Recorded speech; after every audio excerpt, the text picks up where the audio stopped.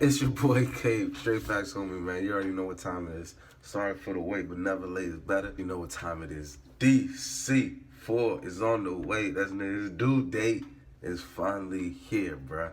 Oh my gosh. You don't understand how long we've been waiting for this since like January or even last year, but it's finally here. Chasers, stand up in attendance. So let's just get right into it, man. Like, how I'm feeling is pretty much, it's crazy how like, you literally talk about music, people will flip-flop, this and that. I mean, people who gonna hate from the jump no matter what, they always gonna hate. People who gonna love, no matter what, always gonna love. But people, the vast majority of people always wanna ride with the hot hand, and I've never seen so many flip-floppers. But now that DC4 is here, like, people out the woodworks is coming out showing him love, and it's crazy, and he's definitely progressed as a rapper on here. Now, personally, I would see it as, if you like Meek Mill and you genuinely like his music consistently, you gonna like this tape, I promise you. If you don't like Meek Mill, I feel like there's songs on here that he's shown growth that you like, ooh, he's giving you a different feel, like in Blue Notes or Two Differences.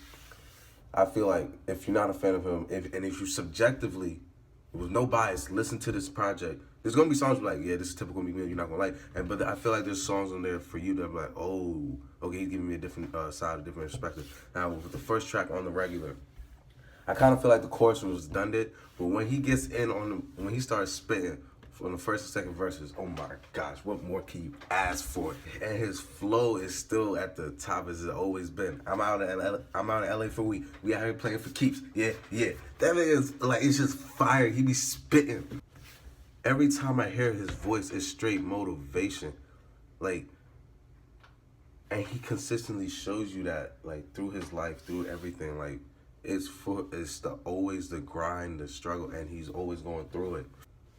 Now, like I said earlier, there was definitely some introspective tracks that he was going through, like Blue Notes, which everybody like on my team loves, and like it took me a while to like, all right, yeah, this is fire, but like Blue Notes and Tony Story 3, Two Wrongs. This is why I don't understand when people like, he just talking about money. Like, no, listen to the music. This is his life. This is where he was growing up. This is the situation that he's in, and these are different ways he's seen people gone out and through it. This is different ways how he's seen his own self maneuver his way through the system. Now, there was some niggas on, like, I don't know, Froze with Uzi. Even though I like a lot of Uzi's tracks, every Uzi song that I have liked, it takes a while for it to grow on me. I don't know, that's just how it is. So maybe eventually Froze will grow on it. But right now, that thing garbage. I don't know. It doesn't do anything for me. Nicki verse was alright, but I like Nicki better on, you know. But that is what it is. Like, Froze wasn't for me. And also Offended. Like, a lot of people tell me they like that track too. Thugger didn't really do nothing for me. Like, usually with Thugger, if I do like his music, I usually like it right away or take a couple, but like, I don't know. So I probably won't like Offended anytime soon. That doesn't do anything for me. I didn't feel like they were talking about anything really on that. Liddy.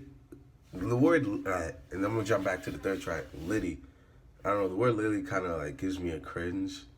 Maybe that's just me, but that's all I can say negative about that track, because him and Tory did their thing, bruh.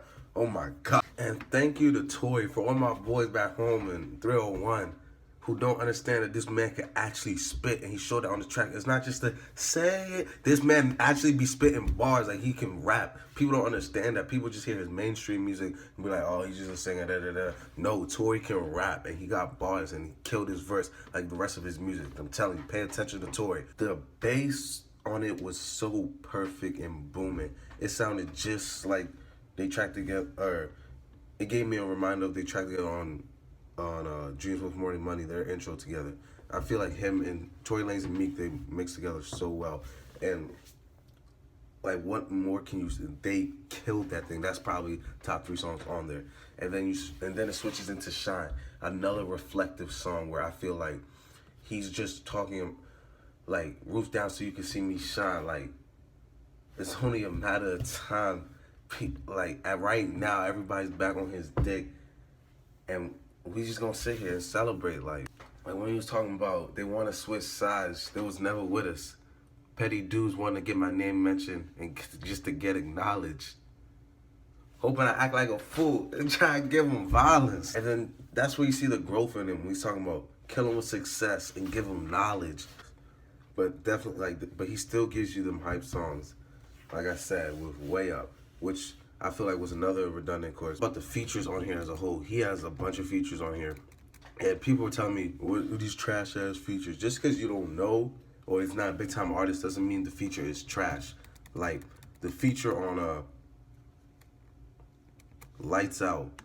Yeah, we never live for the mob. Oh my gosh, the features on my boy Don Q killed it. Him and Meek was just going back and forth, back and forth. They did they thing. Respect Don Q like that. I've never heard him before, but he killed this verse talking about, I treat my whip like a pet. I step on the gas and you hear the pipes growl. Oh my gosh.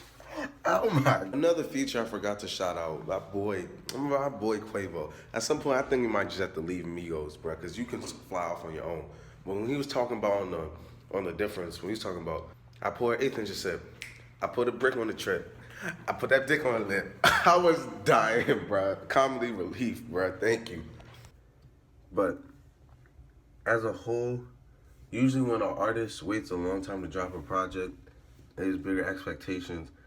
And just me personally, I'm like, yo, this, like when Frank Ocean, I didn't like Frank Ocean's album at all.